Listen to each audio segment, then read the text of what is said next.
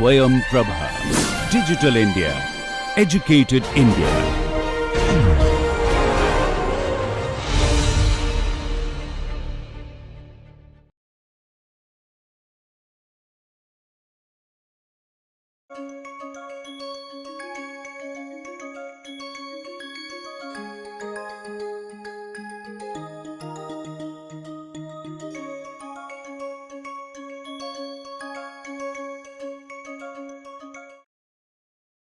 So there are a couple of things you need to be mindful of in this whole affair.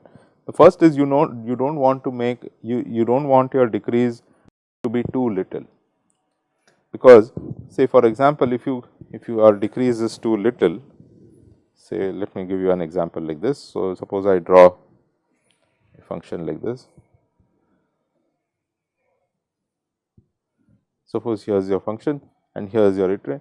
You take a very large step, say, and you go here, but then the decrease is very little. The decrease is just decrease in the function value is just this much. Then you take another step, looks like a very large step.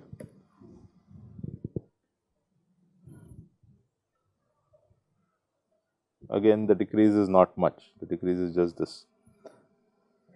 Then the decrease is this. Then the decrease is this. Then the decrease is this.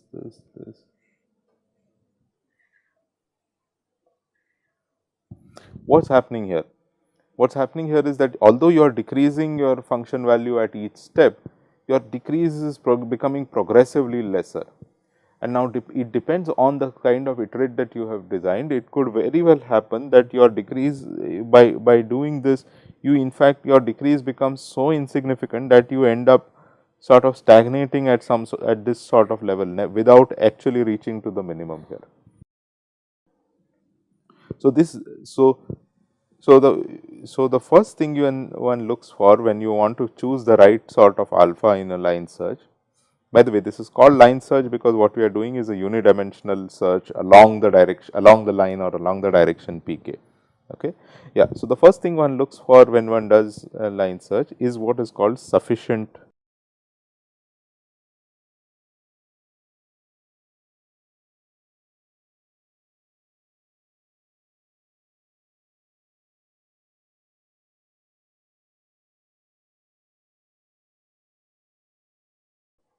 Sufficient decrease or sufficient descent.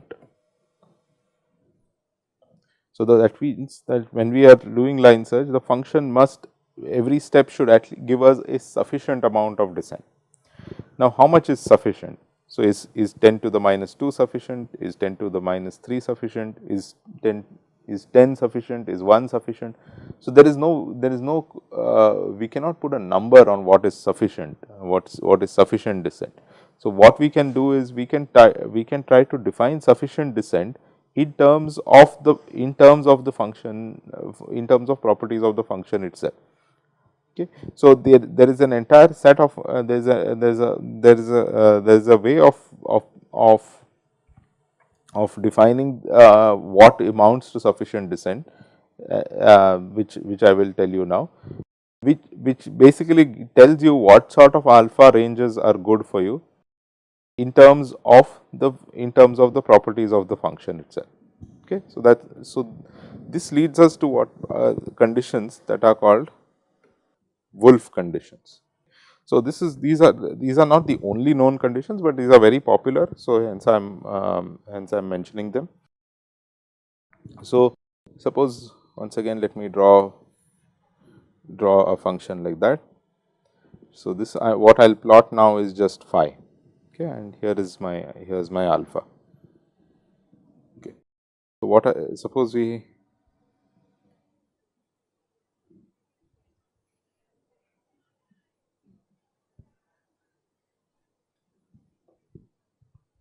okay.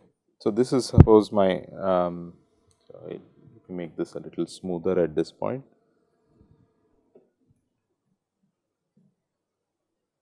This is my alpha. Now remember, we do not know the value here.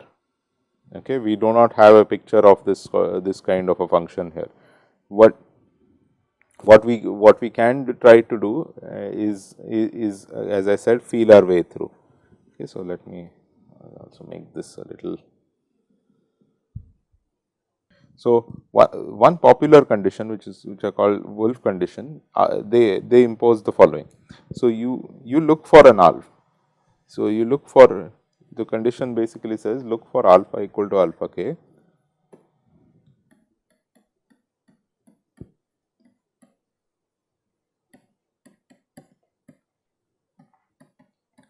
alpha k such that,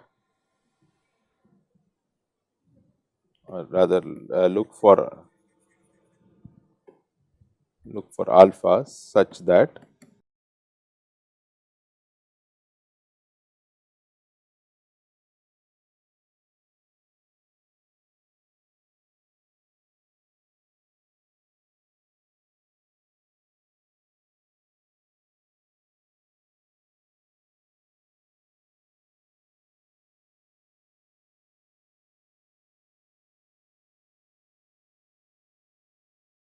we look for an alpha such that this the the quantity on the left here, which is what's the quantity on the left? Well, the quantity on the left is simply phi of alpha. So, we want phi of alpha to be less than equal to the quantity on the right. Now, what is this quantity on the right? Let us look at this as a function of alpha. This is actually a linear function in alpha. So, let us call this L of alpha. So, remember we are fixing a k, fixed for a fixed k we are looking for an alpha such that this inequality hold. And let us see what this inequality is. Okay, by the way, what is C1 here? C1 is just some C1 is a constant, is some constant between 0 and 1. Usually it is taken to be something like 10 to the minus 2 or something like that. So, what is so C1 is some constant between 0 and 1, and now for that fixed constant we are looking for an alpha that satisfies this. The right hand side is a linear function of alpha. So, if C1 was 1, what would this look like? Well, this L of alpha then would try to track, in that case, the slope, would try to track the slope would be this sort of line. It would be a linear approximation to to phi of alpha. However, because so this slope here is phi dash.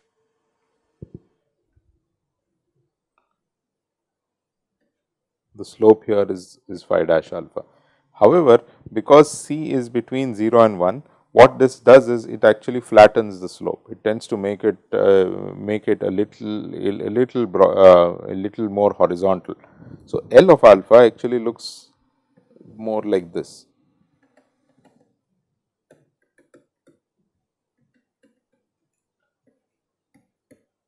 So, this is L of alpha. This line here, the red line that I have drawn, that line is actually L of alpha. And what is this condition saying? The condition is saying that we should look for an alpha such that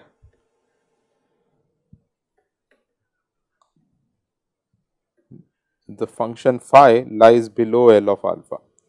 So, the acceptable alpha according to this condition then become this interval and this interval.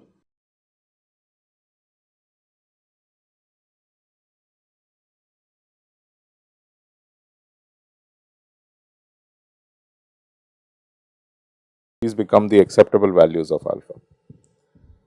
Now, if I just simply, so if I impose this condition, effectively what it is saying is, well, I am going to accept any alpha once if the way I impose this condition is it says that I am going to accept my alpha once this inequality here, once the Wolf condition here is satisfied. Now, what this does is it does one good thing. It prevents regions like these. It prevents regions like this green region.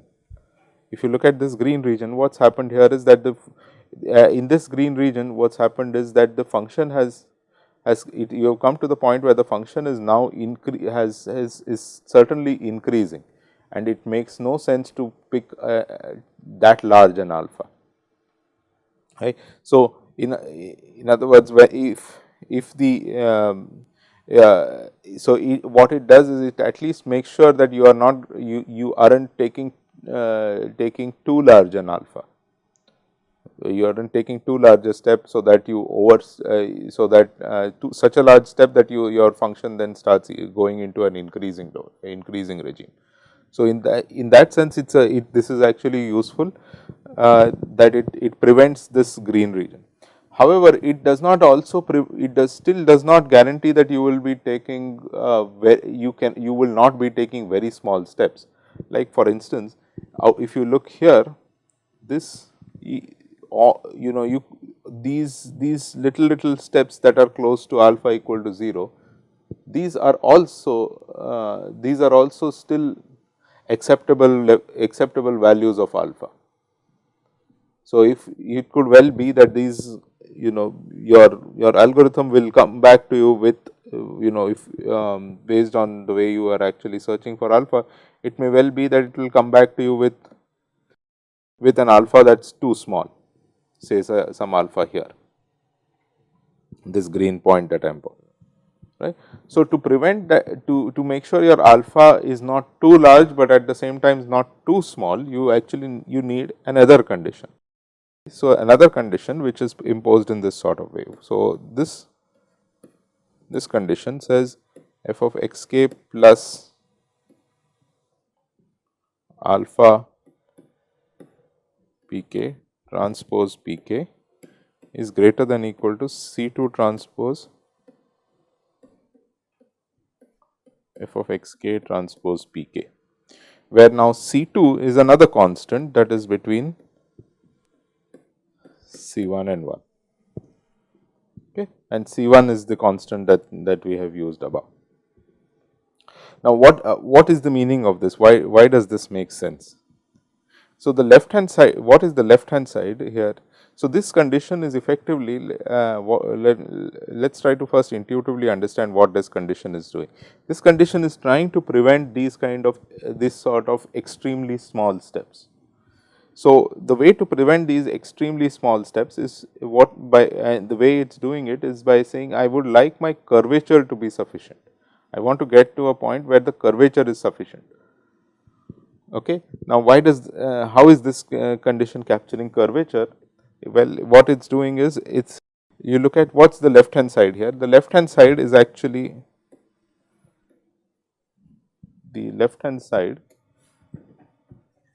here is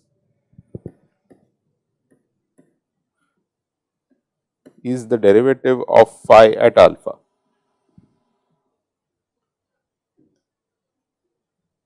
And what is the right hand side?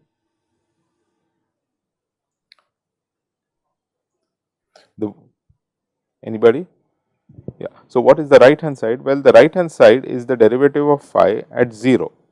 So, what this condition is actually doing is that it is asking that the derivative of phi at alpha should be at least C 2 times the derivative the initial derivative, which is phi dash of 0.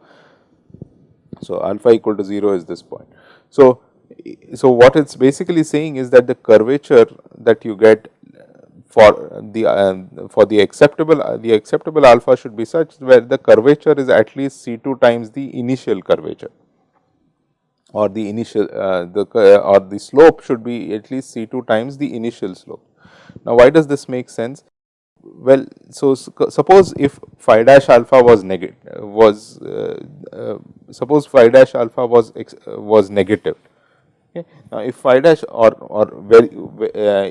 if phi dash alpha is negative, then this condition will not, if phi dash alpha is say strongly negative, that means it's in that case phi dash alpha is going to be less than phi dash 0. If it's strongly negative, means it's much less than phi dash 0, then in that case this condition would not be satisfied, and it would you would be looking for an alpha that you would be looking for an even greater alpha.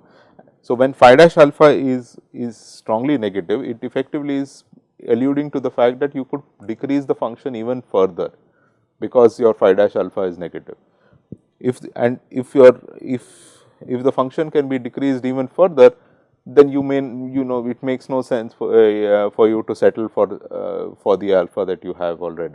You would want to search even further and get an even better decrease, right. So when phi dash alpha is less than phi dash 0, this condition will not be satisfied.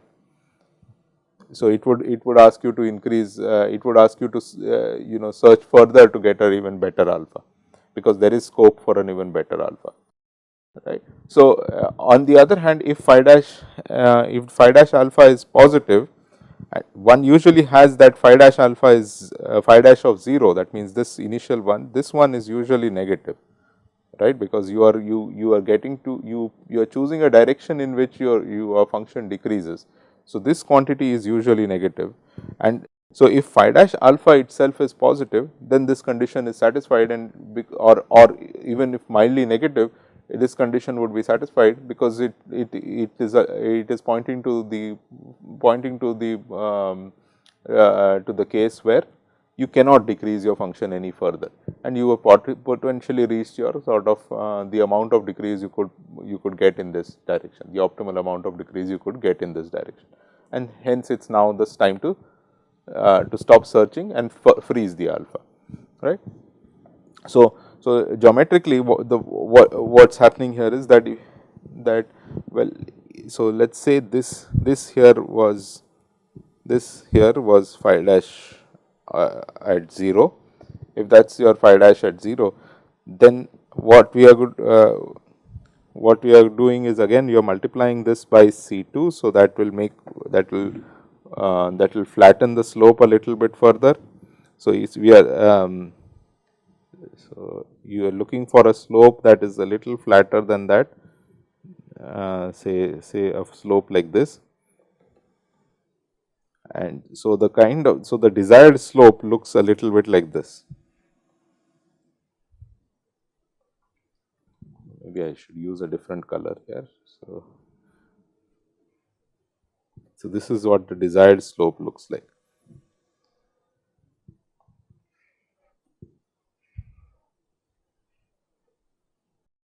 So as a result, what has happened is, from the acceptable alpha range has now become from all the way from here till actually this sort of point, till this point. But then if you also impose the first condition, if you impose both of these together, the acceptable range then becomes something like this intermediate range, right. And from here, it goes from here till here.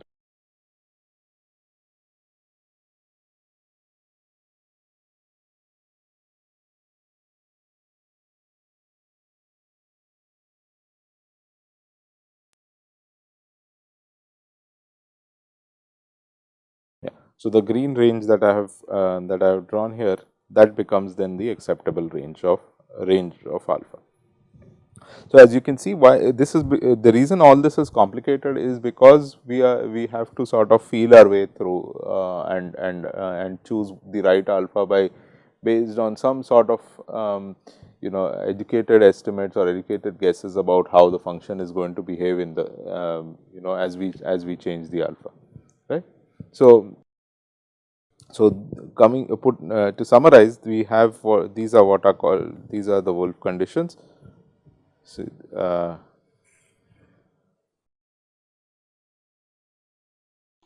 a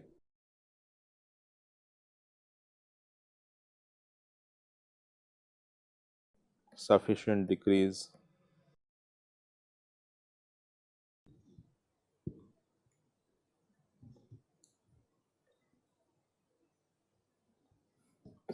decrease or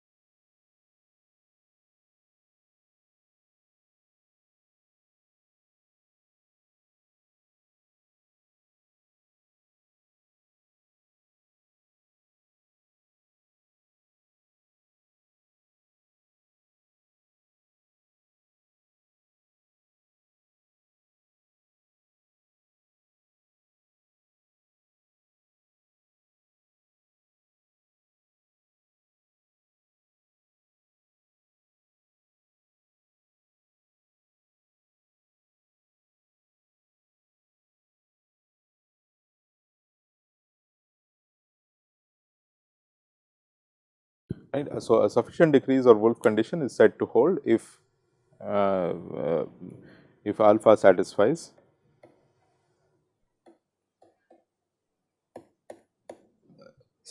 these two equations, where C1 and C2 are have this kind of inequality between them. Now, C1 and C2 are constants that are chosen that are fixed. They you do not vary them across iterations. All right. So, these are the this is yeah. So, this now choosing it takes usually a bit of trial and error to figure out what the right values of C1 and C2 are, but any C1 and C2 between that satisfy this are sufficient, are all right for us. Now, there is a stronger version of these Wolf conditions, in which the second one, what are called strong Wolf conditions.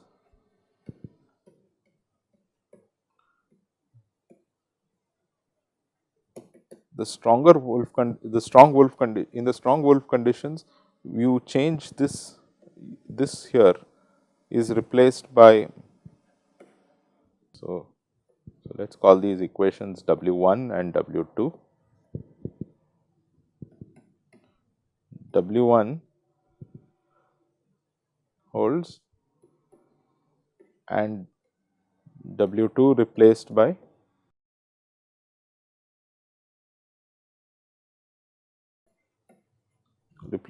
the following, which is you replace it by the absolute value instead of taking the gradient. Oh, sorry, I missed a transpose pk here. Yeah, instead of simply taking the derivative, you actually take the absolute value of it less than equal to C2 .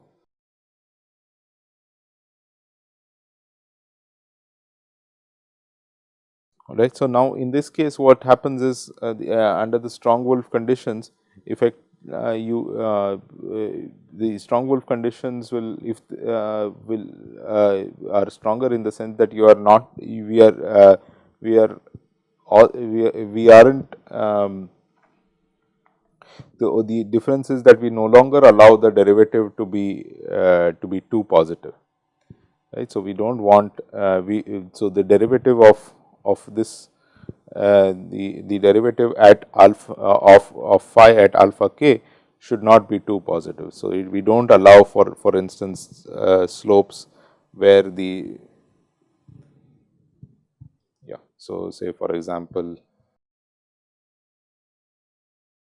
a slope like this where the derivative is now is too positive, we do not allow those sort of things. So, that even further constrains your choice of alphas.